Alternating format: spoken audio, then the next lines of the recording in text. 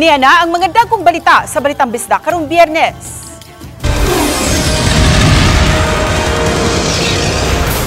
Mga chief of hospital sa Argao ug Carcar mitingog na sa kamatayon sa usa ka buntis. Paknaan kang Bugaong Bridge sa Mandawi City, pasirad ang sugod Agosto 3. 18 anyos nga lalaki gidunggab patay sa 17 anyos nga batan-on. Scene 6A, take 3. Mark. Okay, class. Repeat after me. Og short film entry sa mga tinun-an sa usa ka universidad, grand winner sa Korean Film Festival. Kini ang GMA Regional TV, Balitang Bisdak. Mayong hapon, ako si Cecil Kibod Castro. Mitingog na ang mga chief of hospital sa lungsod sa Argao ug sa Dakbayan sa Carcar aron makapahungaw sa ilang habig sa pagkamatay sa inahan ug sa anak niini atol sa pagpanganak. Sayran tang detalye sa report ni Alan Domingo. Wala kapugni sa gobernador ang paghilak dihang nasudong ang haya ni Iris Kumaling og sa anak niini nga naunong sa pagkamatay. Alang sa gobernador, nagpakita lang kini sa realidad kung unsa ka grabe ang suliran karon sa healthcare system sa lalawigan sa Sugbo. Mibahad kini sa pagsilot ni bisan kinsang nalambigit kung mapamatud ang nagpasagad nga mihatod sa kamatayon sa mag-inahan. I am inclined to suspend those involved in the case. The doctors really, I am close to my heart because they're my partners in healthcare. At kung makasa in management of cases, I will not hesitate. I will not hesitate to go after you. Kato ba ko kakitaghaya bitaw nga ang mama niya ang bata na astapad ba. So pagka-heartbreaking na yun ako masabot ang akong gibati mo to nga wala ko kagwanta yun yung breakdown ko. Usa lang ang tataw nga mahatagan o hustisya ang nahitabo sa mag-inahan nga nakalas human kini manganak sa mga tambalanan dinhi sa lalawigan sa Sugbo. Samtang mitingog na ang chief of hospital sa lungsod sa Argao ug sa Dakbayan sa Carcar. Unang gidala si Kumaling sa Argao District Hospital dihang nagbati kini apan na suta sa midwife nga early phase pa ug hinay pa ang contraction. Pagtan-aw ito pag speculum is na siya vaginal cervical polyp or kanang mura gani og cyst gani nga mga 2 to 3 cm siguro nga nakababag dito kanang gawsanan sa bata ba. Mo nang gi-refer na mo dito sa Carcar. Giklaro sab sa chief of hospital nga dili tinuod nga way gasolina ang ilang ambulansya maong wa dayon mabalhin ang pasyente diin sakyanan na usab sa tambalanan ang nagamit. Gawas pa baskog pa usab kuno ang pasyente gikan sa Argao nga gibalhin sa laing hospital. Ang kanang gasolina dili na siya issue. Di na siya issue sir kay ako as a hype sir mo out of the pocket jud ta di kita maski kung sa una pa kung pananglitan wala patay gamay pag budget mangita gyud mig paagi ana. Samtang sa habig usab sa Carcar Provincial Hospital giatiman kuno nila ang pasyente dihang naabot kini. Nahitabo lang nga naka-off duty na ang ubigay ni og ang nahabilin mao na lang ang general practitioner diin nabantayan nga adunay problema ang puya sa sulod sa tiyan sa inahan. Giangkon sa chief of hospital nga makahimo sila sa pagsisaryan apan wa na ang ilang doktor nga maka-perform niini. There was non-fatal reassuring.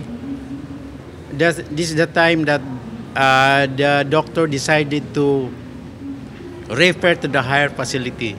Matod niya nga adunay upad ka maobigay ni ang tambalanan apan ni adtong tungora walay available. The doctor monitoring this patient initially was an OB. Only by 8 o'clock, she will be off of his duty. What is the extent of like a couple of hours just to see the situation of the mother? No, there was no abnormal findings during her duty, sir. Pulos wala mo angkon sa liability kung adto naman ang duha ka mga opisyal sa nalambigit nga mga tambalanan. Hinoon, gipaniguro sa provincial capital nga mogawas ang kamaturan sa investigasyon nga gipasugdahan sa Committee on Discipline and Ethics. Una nang may pasangil ang pamilya nga adunay pagkuwang ang mga naasoing tambalanan hinungdan nga namatay ang pasyente ug ang anak nini. Kauban si Clover Lumayag, ako si Alan Domingo. Balitang Bisdak. Giabisuhan ang publiko nga mag-agian sa Barangay Paknaan, Mandawi City tungod kay adunay portion sa kalsada ug sa taytayan sa dapit nga isirado sa trapiko kay ipaubos sa repair. Atong sayran sa live report ni Nico Sereno. Nico?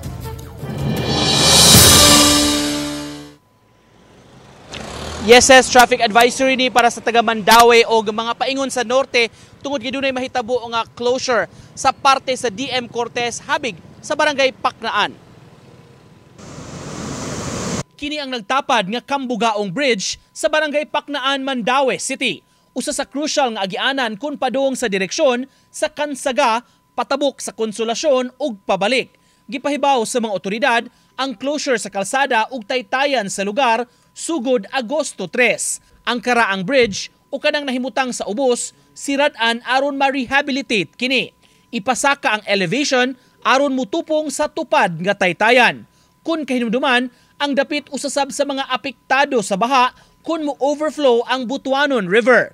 Kung masirado ang ubos nga taytayan, usara ang maagian nga mamahimong two-way. Apan matod sa team, alang kini sa mga dagkong trucks kay ang dan usaman ka truck corridor. Kining bridge ba nga mahabilin katong northbound lane ba nga mahabilin is kuha na lang himon man na natong two-way traffic. So ato lang i-accommodate kit pag-ayo ang truck kay lisod man sa kayo ang truck antong i-divert dito. Miandam na hinuon ang mga otoridad og alternatibong agianan para sa mga light vehicles. Ang gikan sa Konsolasyon padung sa Mandawi, pasudlon sa Jaime Street sa Paknaan ug adto na mulahos sa highway. Samtang ang gikan sa Lapu-Lapu o UN Avenue, i-divert na daan padung sa Old Umapad Dumpsite Road para mulahos sa Kansaga Bridge. Nangayo ang mga otoridad sa pagsabot sa mga tao niining pagtrabaho. Ato lang planuhon atong mga lakaw. Kung kinahanglan kita moagi diha, mautong atong ang ang palisiya, gi-prioritize nato ang mga trucks ana nga bridge. Kung light vehicles lang inyong dala, pwede mo divert.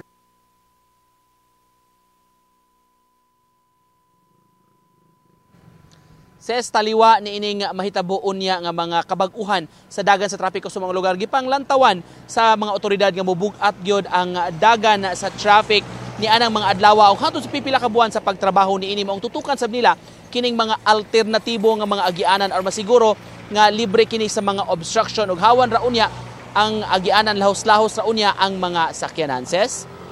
Daghang salamat, Nico Sereno.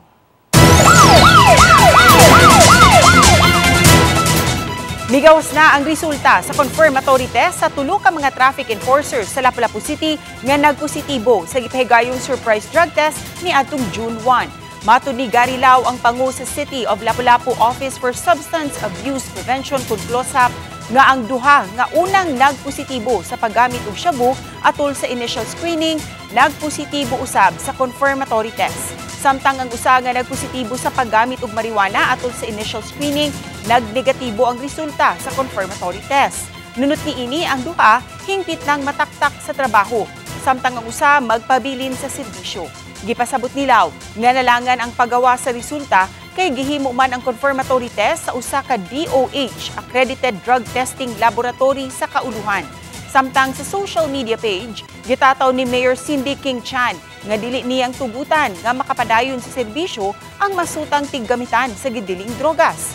Ang duha nga nagpositibo sa confirmatory test, special job order ug job order personnel. Na-inform na ako si Mayor, na-inform na sad nako ang HR, na-inform na sad nako ang city administrator, and I believe that a termination order was served yesterday man siguro or today. Mga kapuso, mabatyagan sa mga motorista ang pagsaka ug pag-ubos sa presyo sa mga produktong petrolyo sunod semana. Gipahibaw sa Department of Energy Oil Industry Management Bureau Assistant Director Rodela Romero nga ang gasolina mamahimong magpabilin ang presyo o kahamos-us sa labing minus 10 sentimos matag litro.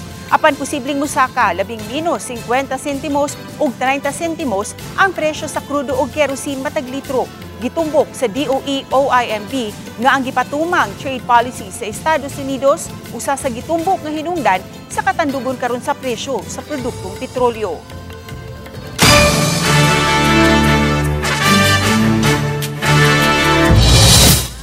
film nga Soul Sight nga ginama sa grupo sa mga tinunan sa Cebu Normal University na piling grand winner sa 2025 Korean Film Festival. Ano ang report ni Mark Reggie Abella? Scene 6A, take 3. Mark. Okay, class, repeat after me. Napiling grand winner ang short film entry sa mga tinunaan sa Cebu Normal University sa Real Connection Student Short Film Competition. Kiniubo sa direksyon ni Bethy May Aldave, 21 anyos, third-year student ubo sa Bachelor of Art in Communication, major in Film Media. Shocked so nabuhi kalit ang group chat and di jud mi katuo until like pila pa ka days hantod karon murag dili kawan. Sa isa ni Direct Bethy nga sentro sa mong salida ang sugilano ni Emily o Ethan nga her health started to kanang decline man, so of course she couldn't reach that dream so easily na, but her kuya was there for her. So since Emily couldn't go to Korea herself, so her kuya instead compromised and started finding places in Cebu that kanang represent Korea. And gawas sa kaanindot sa istorya, makadani usab ang cinematography sa maong salida nga gipaluyhan ni Don Miguel Hicale, 20 anyos nga taga Talisay City. Asoy niya nga dakong hagit sa shooting ang kakuwang sa oras kay we lack the man sir like resources, but I believe sir na kanang na-feel na namo na gap sa amuhang courage and passion. Samtang si Kiefer Clint Gaco ang nadala sa papel ni Ethan, mapasigarbuhong napili isip aktor sa ilang salida. Ako siya nalilis ako na from projects na kanang like, then constant siya kanang feeling siya sa feeling na ako nakanaging murag akong self kay nabig na ako sa kanang murag higher na kanang version pa. But usab pasalamatan ni Direct Bethy ang laing 8 ka mga kauban sa production nga tropa lang productions kon TPL nga puros third-year students sa kursong Film Media.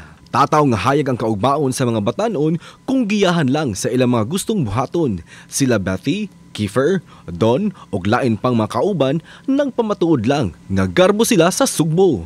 Kauban si Clans Gabutin, Mark Reggie Abella. Balitang Bisdak. Kini ang GMA Regional TV, Balitang Bisdak.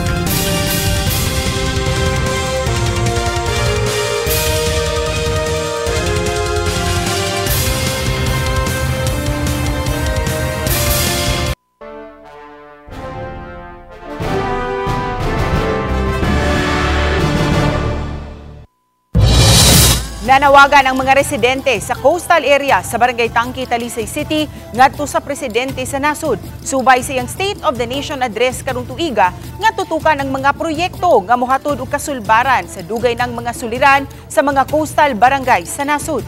Ano ang report ni Fem Maridumabo? Padayon na sinatin dagkong bawod ug kusog nga hapak sa hangin sa mga coastal area sa dakbayan sa Talisay. Naghatag kini og kabalaka sa mga molupyo sa daplin sa dagat sama sa Barangay Tangke. Ilabi na sa kakusog karon sa habagat nga mihatod sa kabaluron sa dagat ug kusog nga pag-uno sa hangin. Nahugno na ang seawall nga unta mosagang sa kusog nga hapak sa bawod aron dili makalaho sa ilang mga balay.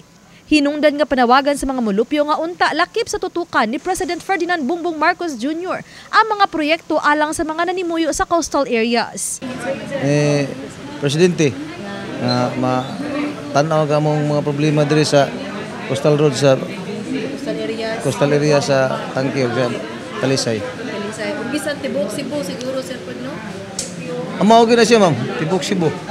Kay gikan dito sa south, maduwag man angari. Presidente Bongbong Marcos kanang maghinaot ko nga imutan tutukan ang mga seawall nga ri sa tibok Talisay or sa tibuok Cebu kay pertisyong paita. Kung inyong makita, mato sa mga residente nga 15 nga to sa 20 metros ang gilayon sa mga seawall gikan sa mga balay o gani tungod sa dako pa kining hawa nahimuan pa kini og basketball court diin sementado gid ta kining tanan og nahimo pa kining area nga bangnanan o parkingan o taguanan sa mga sakayan apan tungod sa bagyo sa niaging tuig og sa habagat na usab sugod kining naguba og nasamutan pa gyud ni pagkaguba tungod sa dagkong mga bawod ug hangin sa habagat ning tuiga. Mato ni Barangay Tangke Kapitan Jared Cabilte nga moabot sa 200 ka mga panimay ang apektado sa pagkaguba sa 80% sa kinatibuk ang seawall sa barangay. Labi na gyud sa mga coastal barangays pa.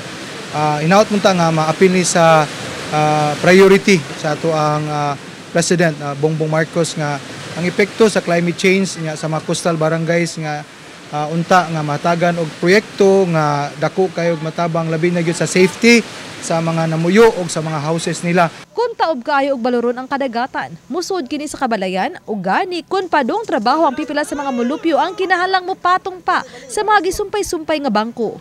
Sa niaging weekend, naka-ocular inspection na ang City Engineering Office sa nagubang seawall. Og nipasalig matud pa kang Kapitan Cabilte si Talisay City Mayor Samsam Gulyas nga gahinan ang pagpabarog og balik sa nahugnong mga seawall. Ato ni Mayor katong diri siya last week paghatag og food pack sa mga mananagat, ang giwat nila is katong recommendation or document gikan sa DDRMO sa disaster response kay kani mangong project sa seawall is sa project ni sa para sa disaster preparedness ba. So ingon si Mayor nga katong gipaabot nila para gisugdan na nila ang para sa bidding. Mr. President, aming panawagan na dapat makialam ka sa mga problema ng mga mangingisda dito sa amin.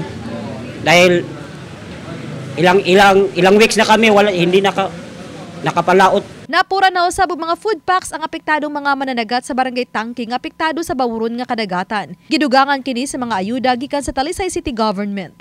Gitun-an karon ang laing hugna sa ayuda ang ihatag sa apektadong mga mananagat ni semana tungod sa nagpadayong bati nga panahon. Uban ni Cleofer Lumayag ug Rod Prado, Femery Dumabok. Balitang Bisdak. Kini ang GMA Regional TV, Balitang Bisdak.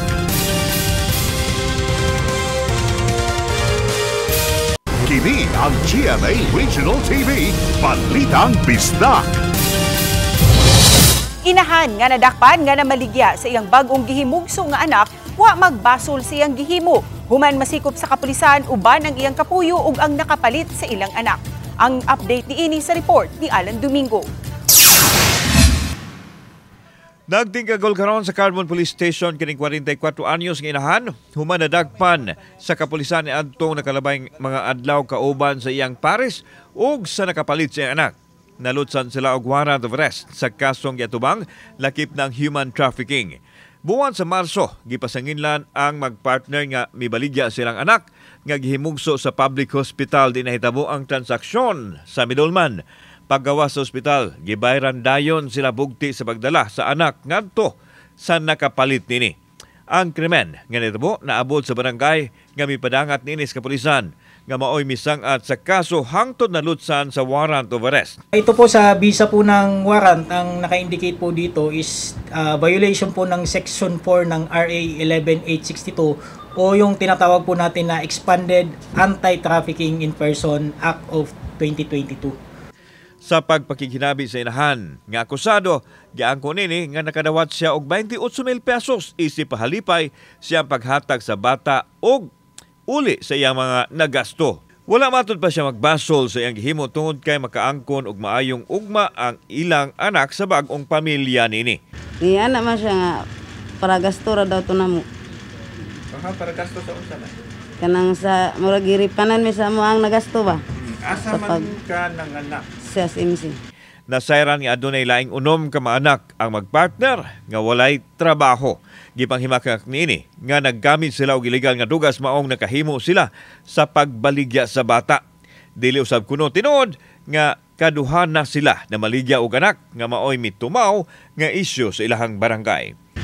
Wa man to magkuan ako sir kay di man to baligya kanang ako ra man to murag nahobra sa tong isip ra sad nako baya ako rang igsoon koy nagbunit sa kong anak ba. Kurang kuan ba. Jawa ka magmahay. Wala man. Kauban si Clover Lumayag, ako si Alan Domingo.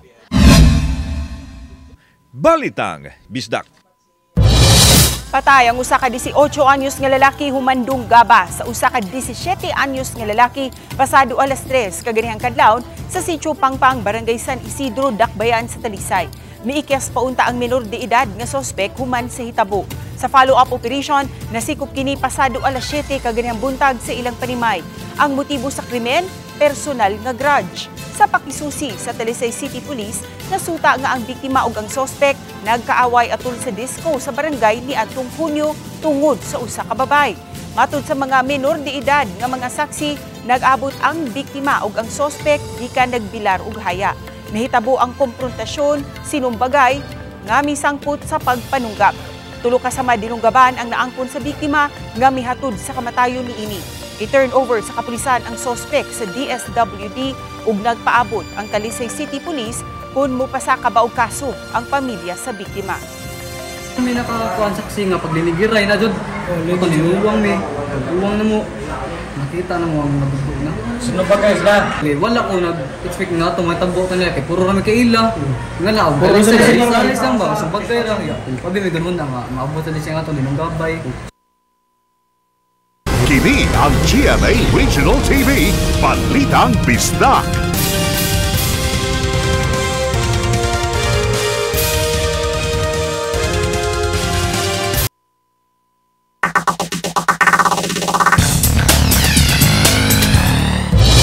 Pahimangno sa mga e-bike nga dili mo karga og mga butang sa atop aron makalikay sa disgrasya. Sama na lang niining na aksidente sa Barangay San Nicolas proper sa Dakbayan sa Sugbo nga nakuhaan og CCTV. Makita ang e-bike nga nagkarga og puthaw sa atop nga nagbiyahe. Pagliko niini sa karsada, natumba ang e-bike nga adunay sakay nga usa ka babay ug usa ka bata. Naangol ang driver sa e-bike samtang wala ra maunsa ang mga pasahero.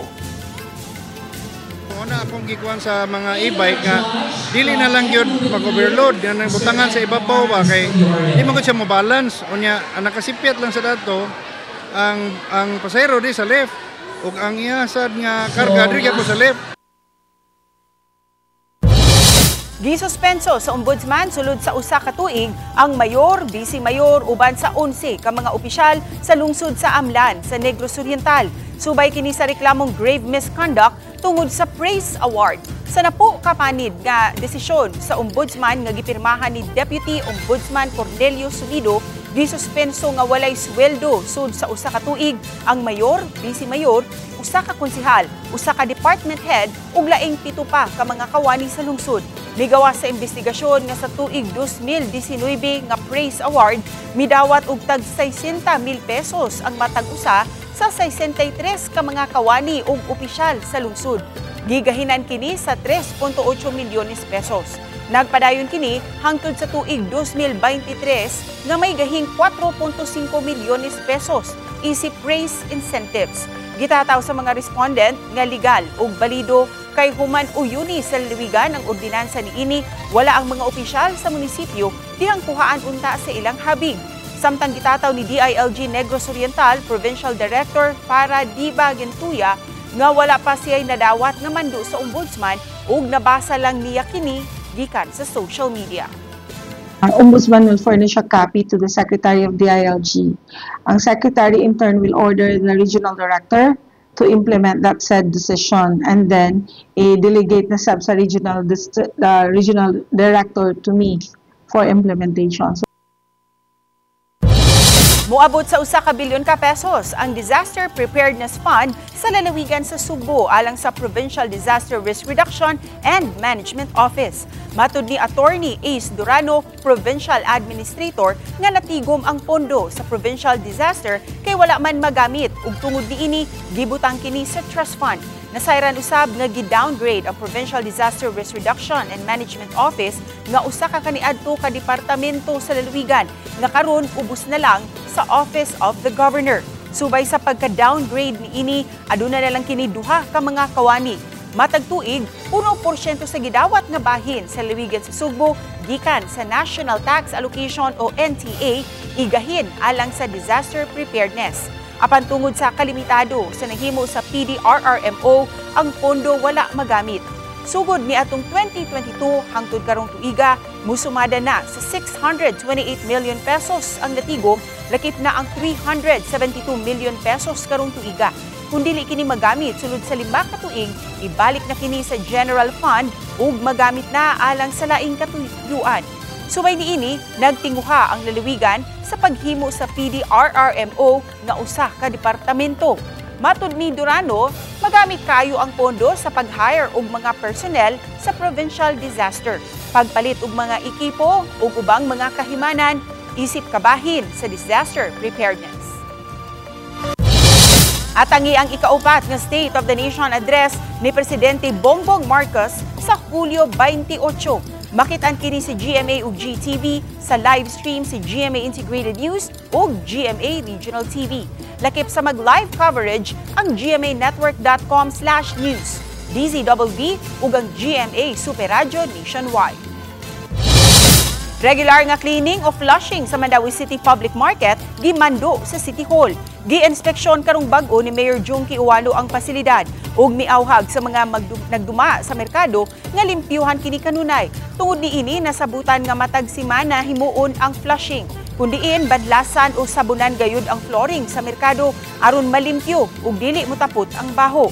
Laing giawhag sa mayor ang pag-review sa market code sa syudad. Kini human makadawat og feedback gikan sa ubang manindahay nga mas mahal ang market fees sa Mandawi ikumpara sa mga silingang syudad. Maong gusto ni Uwano nga matun-an kini. Makarindot lagi na mo bisita tani kay makita gyud nato sa ground na unsay kinahanglan. And of course na magitoy medyo ang smell ba no atong gipanangkamutan. Formal na nga nakabot ang kasabutan tali sa kagamhanan sa dakbayan sa Talisay ug sa Mifune sa nasod sa Japan human mapirmahi sa duha ka habig ang Memorandum of Agreement. Gipirmahan ang MOA nila Talisay City Mayor Sam Sambulias ug Mifune Mayor Masayuki Fujiki sa miaging semana. Nasabutan nga i-priority ang mga graduates sa Talisay City College nga gustong manarbaho sa Japan. Sa yuning tuiga, miduaw ang kadagkuan sa Mifune ug nakadaig sa dedikasyon ug kamaayo sa mga Filipino educators. Ilabi na sa mga Talisaynon. Tinguha sa mga opisyal sa Mifune nga matabangan ng ilang mga residente sa pagkat-on sa English language. Mapasalamaton si Talisay City Mayor Sam Gulia sa kahigayunan nga gihatag sa taga Mifune aron mapakita sa mga Talisaynon ang ilang katakos sa natad sa edukasyon ug usab kahimanan aron mapalambo ang kultura ug panaghigalaay sa duha ka mga dakbayan. Gihanay na sa Talisay City Government ang mga detalye alang sa mga nagtinguha nga motrabaho sa Japan. May paambit ang mga Clash backers sa lain-laing season sa The Clash sa ilang mga tinguha nga makuha ang titulong Grand Champion. Ano ang report ni Mark Reggie Abella. Nakakatakot. Ang dami pong naturo sa akin nung Gipangutana ang upat ka mga nahibiling mga Clash backers sa The Clash Season 7 kung unsang ilang plano o ugaling mo kampyon. Matud ni Vilmark, ang finalist sa The Clash Season 4. To be honest, I'm claiming and praying that this is my season, The Clash 2025. And if that happens, I just want to focus with my singing career this time. And if God's permit, mag-stop na po ako sa profession ko as an engineer to focus on singing. Samtang pangandoy sayang inahan nga makaadto sa Mecca, ang plano ni Jong Madaliday gikan sa Cotabato City. Siguro pag nanalo ako, I want to like build a studio and to help my nanay to go to Makkah kasi nanay ko Muslim. So one of our dream talaga is to go to Makkah. Negosyo usab ang plano ni Nef Medina nga Clash backer gikan sa Cavite. Pag nag-grand champion ako, yung pera tutulong ko and i-business ko sa tutulong ko sa parents ko, magtatry ako mag-business tapos magkakaroon ako ng trabaho dito sa GMA. Accomplishment alang kang Arabel de la Cruz kung siya ang mapiling bagong kampiyon sa The Clash Season 7. Kapag nangyari po yun, talagang sobrang pasasalamat ko na po talaga sa mundo. So, sobrang dami na sinalihan ko na competitions. Hindi naman po yung pagkapanalo lang yung pinaka gusto kong mangyari. Gusto kong maramdaman na may na-accomplish ako. Ubananta sila sa ilang journey padong sa Grand Finals sa The Clash Season 7 karong July 27 Domingo, 7:15 p.m. Kauban si Clans Gabutin, Mark Reggie Abella. Balitang Bisdak. Kami ang GMA Regional TV Balitang Bisdak. Kinatibok ang puwersa alang sa mas dakong misyon ug mas halapad nga pagalagad sa nasod. Mayong hapon mga kapuso ug happy weekend kanatong tanan.